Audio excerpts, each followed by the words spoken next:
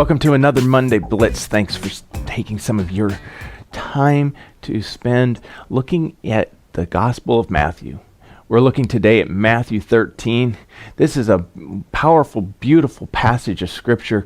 6 parables combined into one chapter. I encourage you to spend some time reading this chapter, meditating on what God has for you in each of these parables. I believe these parables speak to us personally and collectively as a community.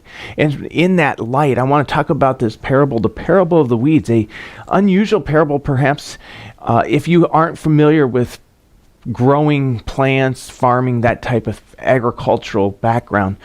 But Jesus obviously speaking to a very ag-based, crop-growing, farming communities.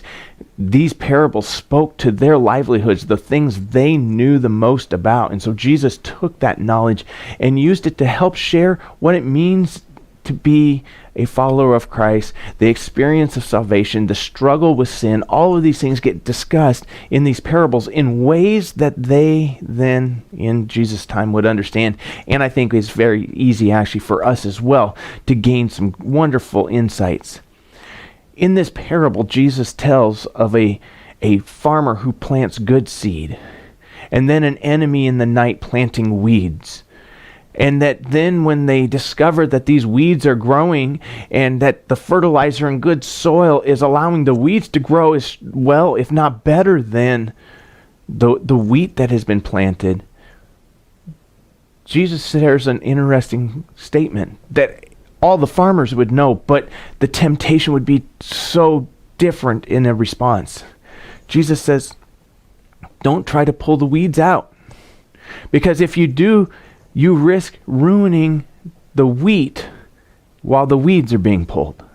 He says, let them go till the time of harvest. And then a separation of the wheat and the weeds will take place.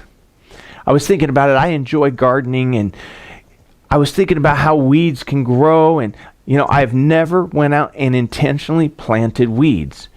Yet in every garden I have grown, weeds have appeared. Now, obviously, I know that some of the seeds of weeds remain in the soil that I'm using, and the wind blows the weeds seeds into my garden. And so there's weeds that will just naturally take root in my garden. Now, if I'm paying close attention to my garden and I'm carefully examining it, oftentimes the weeds will sprout at the same time as the garden seeds, the vegetables that I'm growing, and the plants will break through the ground at the same time, and those little shoots will look so similar you can't decipher even which one is the vegetable and which one is the weed. You have to let them continue to grow. Now, if you miss a weed that is somewhat near some of your vegetable plants, you can't actually pull the weed then later on, because you will damage and maybe even uproot your green bean plants that you wanted, or your carrots, or whatever the vegetable may be. And so we get to this place where it is very difficult to decide, is it worth the risk to remove the weeds for the sake of the garden? And so as I considered that in our spiritual life, so often we think of the Bible as the Bible is written for me and my life, and it's very singular and individualistic in thought. Yet in this passage we see a picture describing the church.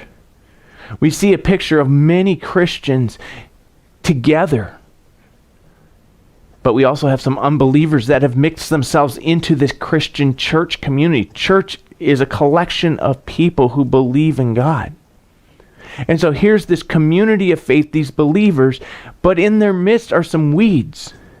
And if you know anything about people, which I think all of us interacting with each other get a pretty good idea about each other, we know how difficult it is to interact with each other and not develop some pretty good friendships. What if some of those friendships you have turn out to be some weeds? Well, if the community comes along in a harsh and vindictive, judging way and says, we're going to pull every weed out of the church, every person who does not believe exactly correctly, you can just imagine how many vegetables God-fearing, God-fed people will also feel that they no longer belong to the church, to the community of faith. And so here it is, we see this picture where God says, it is not our job to weed the garden. It is not our job to decide who is in the kingdom of heaven. It is our job to grow in the kingdom of heaven. And God, when Jesus returns, God will take care of deciding the wheat and the weeds, the garden vegetables and the weeds.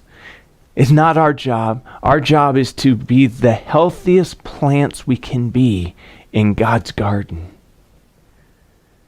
This is comforting to me. This is encouraging to me. We don't have to sit here and worry about deciding whether the person next to us is good enough. That's not our job. Our job is to love and to grow together in a beautiful garden, God's kingdom of heaven here on earth.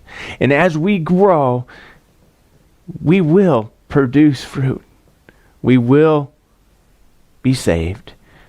We will share the gospel. And Jesus will come again. And he will take care of the rest. So this week, enjoy reading Matthew 13. Find valuable gems of truth for your life, maybe for your church family, your community of faith.